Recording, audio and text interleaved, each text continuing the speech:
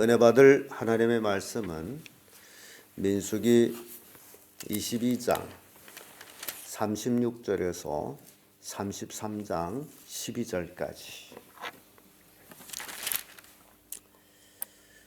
민수기 22장 36절에서 23장 12절까지 찾으셨으면 교독합니다. 제가 먼저 읽습니다. 발람이 온다 함을 듣고 모압 변경의 끝 아르논가에 있는 성읍까지 가서 그를 영접하고 하나님이 발람에게 이르되 내가 도저히 너의 노래를 부르지 아니하였느냐 내가 어찌 내게 오지 아니하였는가 내가 어찌 그대를 높여서 믿게 하지 못하겠느냐. 발람이 발락에게 이르되 내가 오기는 하였으나 무엇을 의미로 말할 수 있으리까? 하나님이 내 입에 주시는 말씀 그것을 말할 뿐이니이다. 발람이 발락과 동행하여 기럇 후이솥에 이르렀으는 발락이 우양을 잡아 발람과 그 함께한 귀족을 대접하였더라. 아침에 발락이 발람과 함께 하고 불을 인도하여 가을의 산당의 얼음에 발람이 거기서 이스라엘 백성이 진 끝까지 보니라. 발람이 발락에게 이르되 나를 위하여 여기에 7단을 쌓고 거기에 숫송아지 7과 수양 7을 준비하소서 하매 발람이 말대로 준비한 후에 발락과 발람이 매단이 수송아지 하나와 수양 하나를 드리니 발람이 발락에게 이르되 당신이 번제물 곁에 서소서 나는 저리로 갈지라 여호와께서 혹시 오셔서 나를 만나시리니 그가 내게 지시하는 것은 다 당신에게 구하리다 하고 사태난 산에 이른즉 하나님이 발람에게 임하시는지라. 발람이 바하되 내가 7단을 베풀고 매단이 수송아지 하나와 수양 하나를 드렸나이다. 여호와께서 발람의 입에 말씀을 주어 가라사대 발락에게 돌아가서 이렇게 말할지니라. 그가 발람에게로 돌아가서 발락과 모든 귀족이 번제물 곁에서 함께 섰더라. 발람이 노래를 지어 가로되 발락이 나를 아람에서 모압 왕 동편산에서 데려다가 이르기를 와서 나를 위하여 야곱을 저주하라 와서 이스라엘 꾸짖으라 하는도다. 하나님이 저주치 않으신 자를 내가 어찌 저주하며 여호와께서 거두지 않으신 자를 내가 어찌 꾸짖으시고 내가 바위 위에서 그들을 보면 작은 산에서 그들을 바라보니 이 백성은 홀로 처할 것이라 그를 열방 중에 하나로 여기지 아니하리로다. 야곱이 그를 능히 계산하며 이스라엘 사부지를 능히 계산하고 나는 이미 죽은같이 그를 원하며 나의 소망이 무한하기를 바라도다. 아멘. 발락이 발람에게 이르되 그대가 어찌 내게 이같이 행하느냐 나의 원수를 저주하라고 그대를 데려왔거늘 그대가 온전히 축복하였도다. 대답하여 가라니 여호와께서 내게 주신 말씀을 내가 어찌 선행하지 않으시리까. 아멘. 이 말씀으로 모압으로 간 발람 이런 제목으로 말씀을 나누겠습니다. 나귀의 책망을 듣고 모압에 이른 발람. 참 말 못하는 짐승이 입을 열어서 책망할 때면 이것은 아주 천지개벽이 되는 그런 책망임에도 불구하고 이 발람 선지자의 어리석음은 깨우침이 없다라는 겁니다. 책망을 들었으면 깨우침을 받고 깨우침을 받았으면 회개하고 이것이 이제 도리임에도 불구하고 깨우침이 없어요. 그래서 발람은 그런 깨우침이 없기 때문에 결국 모압 발락 왕에게까지 옵니다.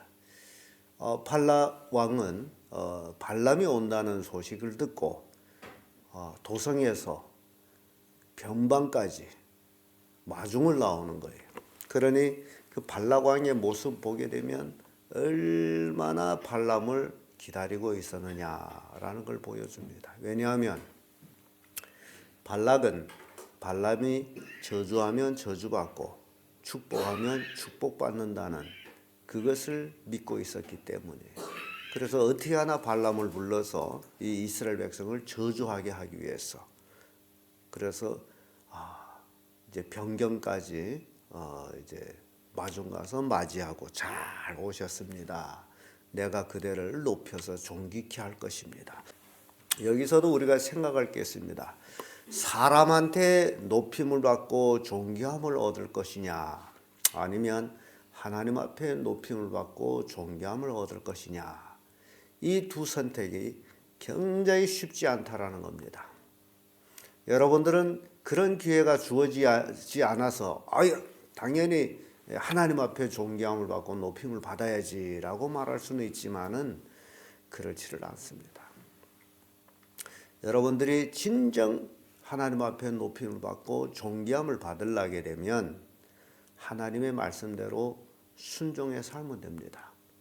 그런데 신앙생활을 하면서도 하나님 앞에 있다 하면서도 때로는 하나님 멀리하고 세상 쪽을 택할 때가 있습니다. 왜냐하면 거기에 존귀가 있기 때문에. 발람도 그런 거예요. 오늘날 엄청난 이 발람을 통해 가지고 우리에게 교훈을 주는데요. 어떤 목회자들은 세상에서 출세하려고 아첨하고 별 노릇을 다 합니다. 이게 발람의 길이라는 거예요. 발람의 길. 발락한테 존경함을 받고 높임을 받기 위한 것. 세상 관원들한테 존경함을 받고 높임을 받으려고.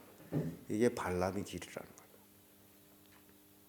그래서 발람은 발락한테 와가지고 환대를 받죠. 36절에서 41절까지 영접받고 환대받는 발람을 보게 됩니다. 발락이 변경까지 나와서 영접합니다. 발람과 함께한 그 귀족들에게 아주 큰 대연을 베풉니다. 그리고 발람은 높은 산당으로 올라가서 이스라엘 진영을 바라봅니다. 이스라엘 진영, 높은 산에 올라가서 이스라엘 진영을 처음부터 꼬리까지 이스라엘 12지파가 각 군대별로 쫙 있는 것을 바라봅니다.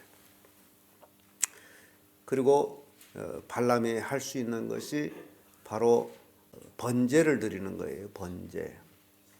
단을 7개를 만들고 황소 7, 숫송아지죠. 숫송아지 7, 수양 7, 각 단에 그렇게 둘씩 하나님 앞에 번제를 드리고 번제를 들 때 발락 왕을 번제단 옆에 세워두고 자기는 이제 높은 곳에 올라가서 하나님께서 자기에게 무슨 말씀할까 그걸 기다립니다. 근데 발람이 하는 행위가 보게 되면요. 4절의 말씀 23절의 4절의 말씀 보면 하나님이 발람에게 임하신지라 발람이 고하되 내가 7단을 베풀고 매단에 숫송아지 하나와 수양 하나를 드렸나이다. 이게 발람이에요. 내가 하나님 앞에 번제를 드렸습니다. 어찌 보면 자기 공로를 얘기하는 것처럼. 근데 사무엘 성경 가보게 되면 사무엘이 사울 왕한테 하는 얘기가 순종이 제사보다 낫습니다. 하나님이 그런 제사를 기뻐하지 않습니다. 라는 얘기를 해요. 지금 발람이 하나님께 순종했습니까? 안 했습니다. 순종 안 하고 드리는 제사는 아무 의미가 없습니다. 그럼에도 불구하고 발람은 하나님이 자기의 원한대로 자기 소원대로 들어주기를 원하는 그런 어리석은 선지자예요. 참이 발람이 정말 어리석기 그지없습니다. 그래서 결국 하나님께서 이 어리석은 자에게 하나님의 말씀을 그 입에 담아주어요. 하나님께 내가 번제를 드렸습니다. 내 공로를 봐주세요 하는 그런 말과 같은 하나님은 처음부터 가지 말라고 분명히 말했음에도 불구하고 자기가 그 발락왕 앞에서의 높임을 받고 존귀함을 받고 그리고 많은 재물을 얻기를 원해서 결국 하나님이 가지 말라 하는 그 길을 간 거예요. 그러나 그리 했다 할지라도 하나님은 그 입에서 이스라엘 백성을 저주하는 것을 용납치를 않아요.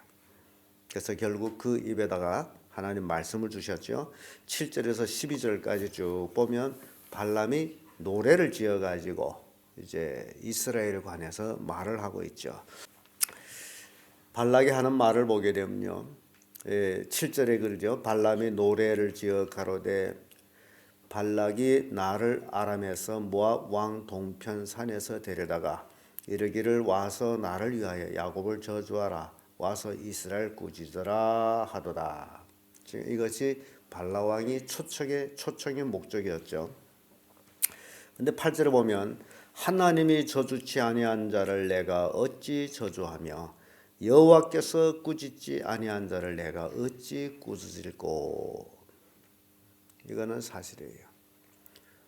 하나님이 그 입을 허락지를 않아. 저주의 말을 허락지를 않아.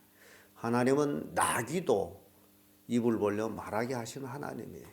발람이 저주 말을 못하게 할 수 있는 것도 하나님이에요. 그래서 하나님이 꾸짖지 아니한 자를 내가 어찌 꾸짖으리고 하나님이 저주하지 않은 자를 내가 어찌 저주할꼬라는 그 고백을 우리가 보면서 우리에게 교훈되는 게 있습니다. 우리는 어떨 때는 때로는 생각 없이 말을 막 뱉을 때가 있어요. 이게 굉장히 조심해야 될 것들입니다. 왜냐하면 말은 내 몸에서 나갑니다. 잘못 말하게 되면 결국 그 말의 대가를 책임져야 돼.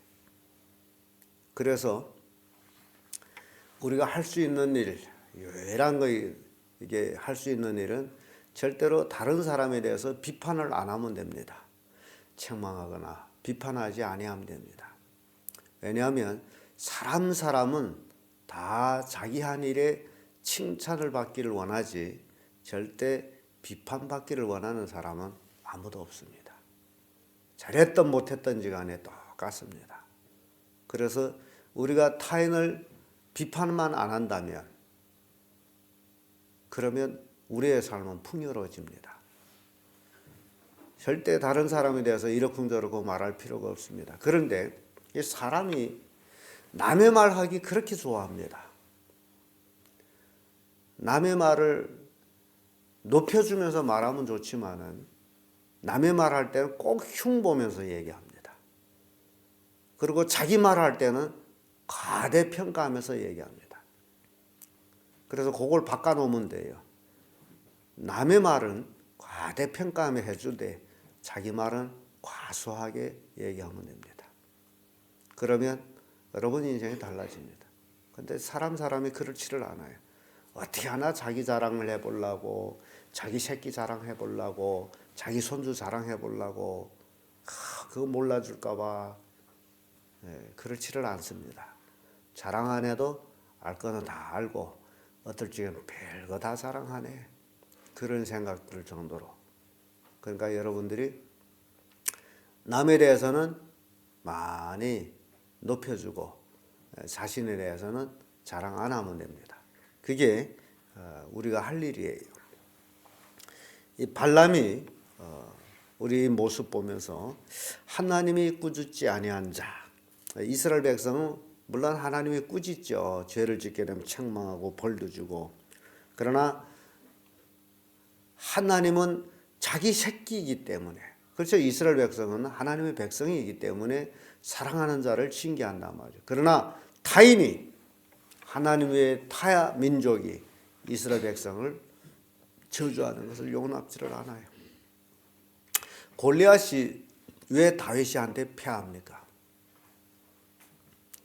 골리앗 대단한 장군이에요.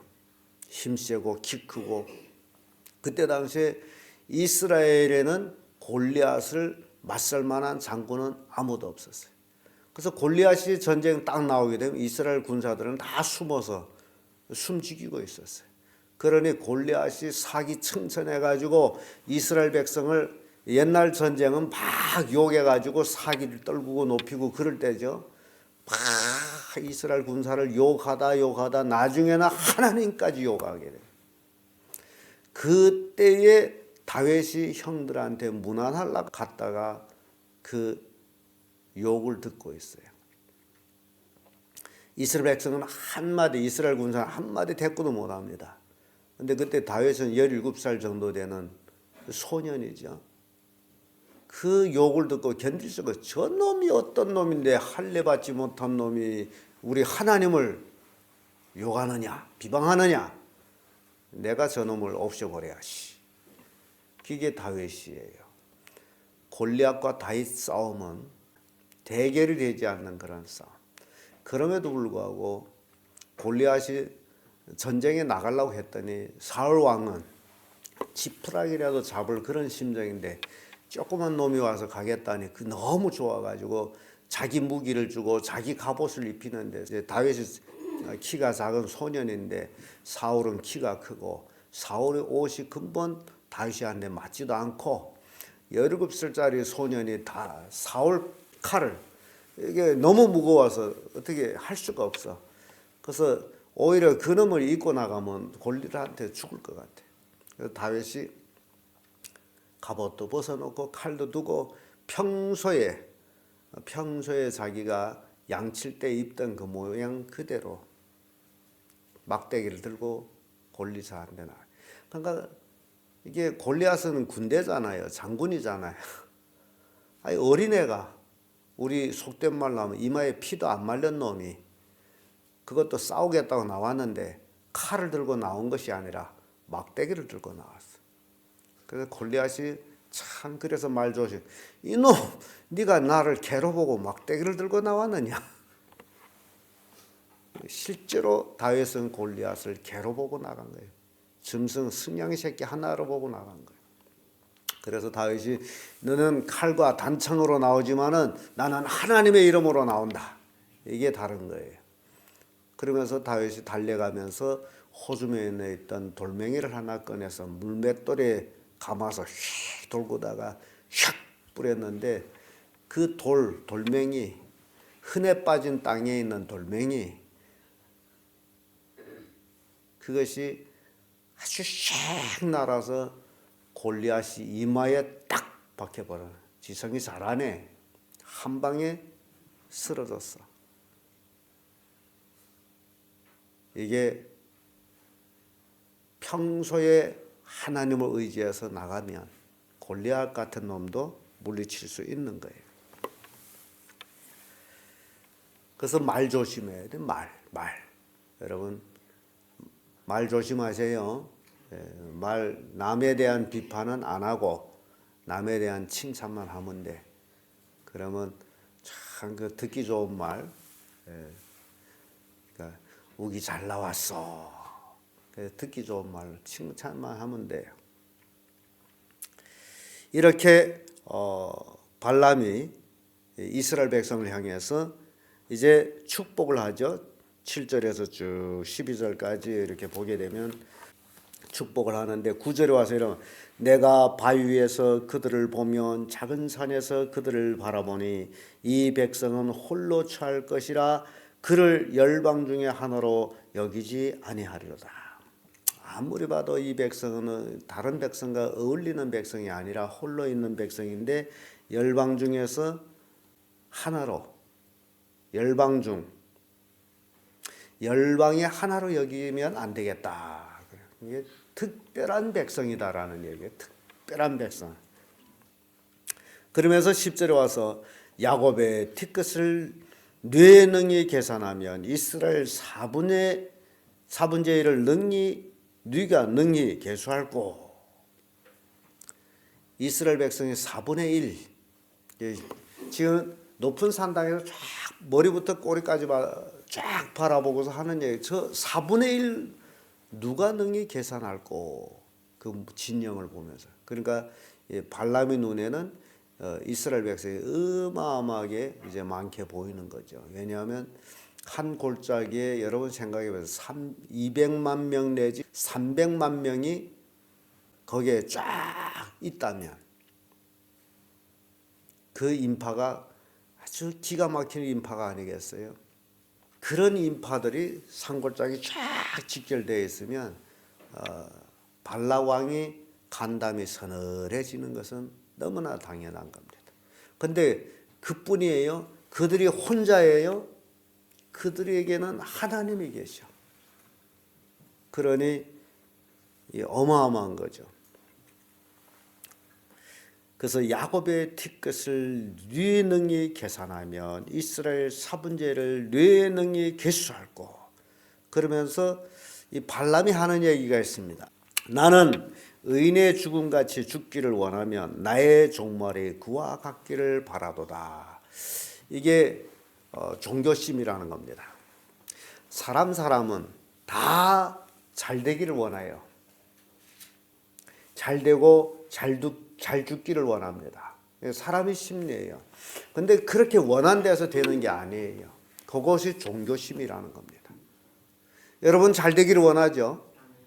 또 잘 죽기를 원하죠? 발람도 그걸 원해요. 근데 중요한 게 딱 있어요. 그런 종교심 가지고서는 안 된다. 잘 되고 잘 죽기를 원하면 뭘 해야 되느냐? 하나님 앞에 순종하는 삶을 살아야 돼요. 마음만 잘 되고 잘 죽고 그러기를 원한다 해서 되는 게 아니고, 발람은 이스라엘 백성을 다 보고서 하는 얘기가, 야, 나도 저랬으면 좋겠다. 그리고 그러기를 원하면 여기를 와야 될까요? 말아야 될까요? 오지 말아야 돼. 하나님은 가지 말라 그랬어. 그럼에도 불구하고 하나님의 명을 어기고 갔어요. 가고서도 그렇게 되기를 원해요. 의인같이 되고 잘 죽기를 원해요. 근데 이미 끝났어. 그래서 오늘날 많은 사람들이 신앙생활을 하면서 종교성을 가지고 신앙생활을 하고 있어요.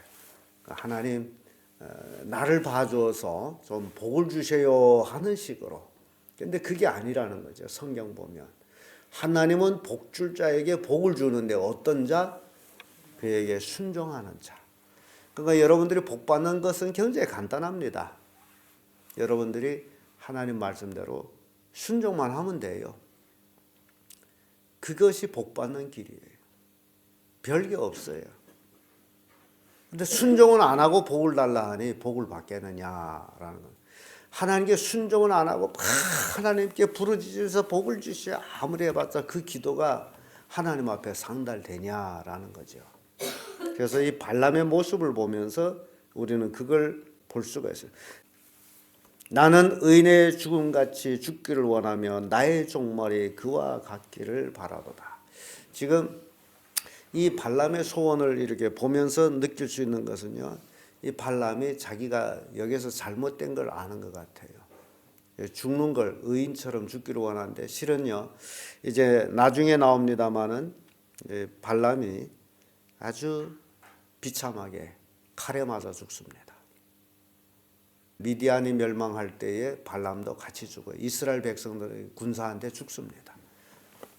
이게 우리에게 보여주는 교훈이에요. 그러니까 그렇게 죽지 못할 걸 느낀 것 같아요. 그렇게 죽기를 원한다라고 고백을 하는 거예요. 그래서 발락이 제단 옆에서 발람이 하는 소리를 다 듣고 나야 화가 나는 거죠. 아니 내가 그대를 원수를 저주하라고 데려온 게 아니냐. 내가 온전히 축복하는도다. 저주하라고 불렀으면 저주를 해야지 왜 축복하느냐. 발람이 대답이 여호와께서 내 입에 주신 말씀을 내가 어찌 말하지 아니할 수 있으리까. 하나님께서 그 입을 통해서 말씀한 거예요. 내가 말하지 아니할 수가 없습니다.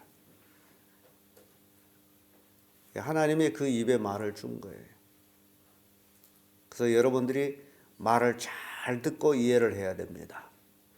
말씀을 전하다 보면요, 이해했는지 못했는지 그저 머리를 끄떡끄떡 하는데 삶을 보게 되면 그 끄떡끄떡이 도무지 나는 모르겠어 하는 것 같아. 아는 것처럼 껐덕껐덕한데 삶을 보면 아니에요. 그러니까 여러분들이요, 신앙이라는 것은 순종의 삶입니다. 깨달은 게 아니에요. 깨달은 건요, 이 발람은 이미 깨달았어. 하나님이 가지 말라 나기까지 말하면서 말렸지만은 왔어. 깨달은 거하고는 아무 의미가 없습니다. 깨달았다면 살아야 돼. 목을 매 잡아 끈다 할지라도 이 모압 왕 발락한테 오면 안 돼요. 그런데 왔어. 이게 발람 선지자의 멸망의 계기가 됐다. 존귀함과 높임을 받으려고 하나님의 명을 거역한 발람. 결국 망하는 모습을 우리에게 보여주고 있습니다. 기도하겠습니다.